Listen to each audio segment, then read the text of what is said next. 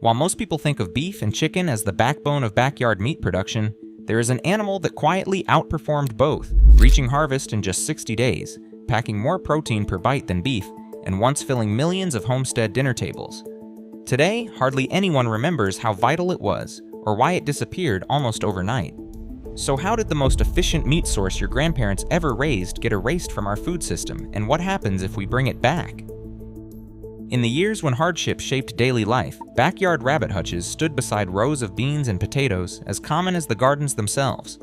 In towns and rural stretches alike, families leaned on these hutches not as a novelty, but as a steady source of food and resilience. During the Great Depression, when wages vanished and store-bought meat became a luxury, a small breeding pair, often acquired for less than a week's groceries, could keep a household supplied with fresh meat month after month. Elders remember the sound of soft paws on wire, the quiet routine of morning feeding, and the simple arithmetic written in ledgers: 3 does, 18 kits born in March, 12 ready for harvest by June. These records, sometimes scribbled on the backs of seed catalogs or tucked into recipe boxes, tracked not just numbers but survival. In kitchens across the country, rabbit stew simmered on the stove, stretching what little the garden and larder provided.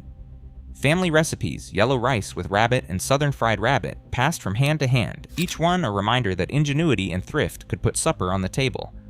World War II brought new urgency. Victory gardens spread across neighborhoods, and government pamphlets encouraged families to raise rabbits alongside carrots and cabbages. Posters declared "Meet the Meat Shortage," a call to action that made rabbit keeping a patriotic duty as well as a practical one. Extension bulletins taught children how to care for kits, and mothers learned to tan hides for shoelaces or patching clothes. Nothing went to waste.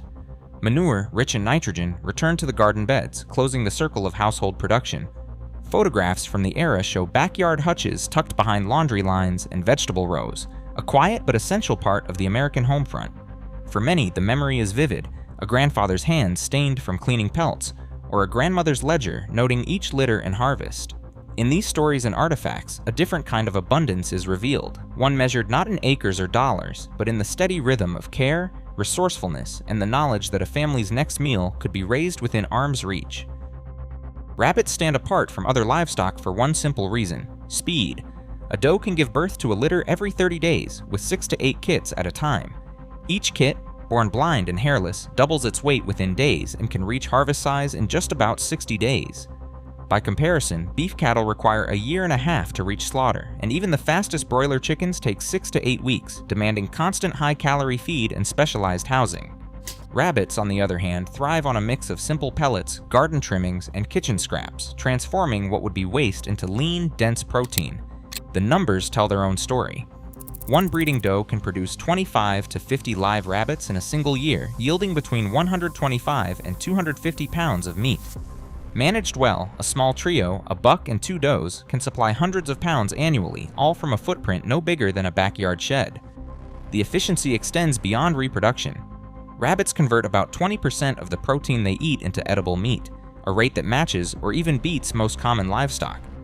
Chickens, often celebrated for their feed conversion, hover at 22 to 23%. Pigs trail behind at 16 to 18%, and cattle lag at just 8 to 12%. Nutritionally, rabbit meat is a powerhouse. Every 100 grams delivers 20 to 21 grams of protein, on par with the leanest cuts of beef, but with far less fat and sodium. This makes rabbit not just a fast source of calories, but a clean one, dense in protein, low in waste, and easy to digest. For families with limited space, the math is even more compelling. A few hutches tucked behind a garden can produce as much meat as several acres of pasture would yield from cattle without the need for expensive infrastructure or constant oversight. The rapid cycle from birth to table, the ability to multiply production quickly, and the high protein yield per pound of feed all add up to a simple truth: rabbits offer more meat, faster, from less land and fewer resources than nearly any other domesticated animal. This biological advantage underpinned their role as a household staple for generations, and it remains just as relevant for anyone seeking reliable, homegrown protein today. A modern homesteader stands in their backyard, holding a feed bill and a faded receipt for a breeding trio, 1 buck and 2 does, bought for about $50. The numbers are simple and hard to ignore. With that modest investment, plus a basic hutch built from scrap lumber or wire, the household is set up for a steady supply of meat. Feed costs average $20 to $40 a month, but much of that can be offset with kitchen scraps and garden trimmings, especially in spring and summer. In less than 4 months, the first litters reach harvest weight.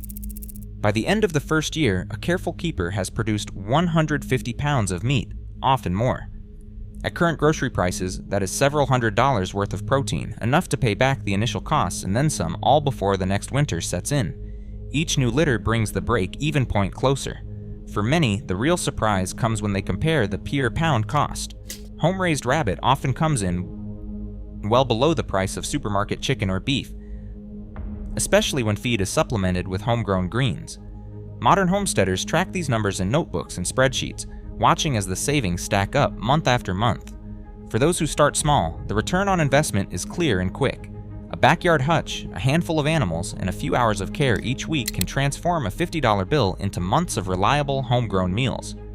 The arithmetic is as practical today as it was in the ledgers of the past, offering a quiet kind of security that money in the bank cannot always match. After the war, the landscape of American food production changed almost overnight. Federal policy and funding began to flow toward massive feedlots and poultry houses, not backyard hutches. An agricultural historian describes how post-war subsidies and infrastructure spending built a system that favored cattle, pigs, and chickens at industrial scale.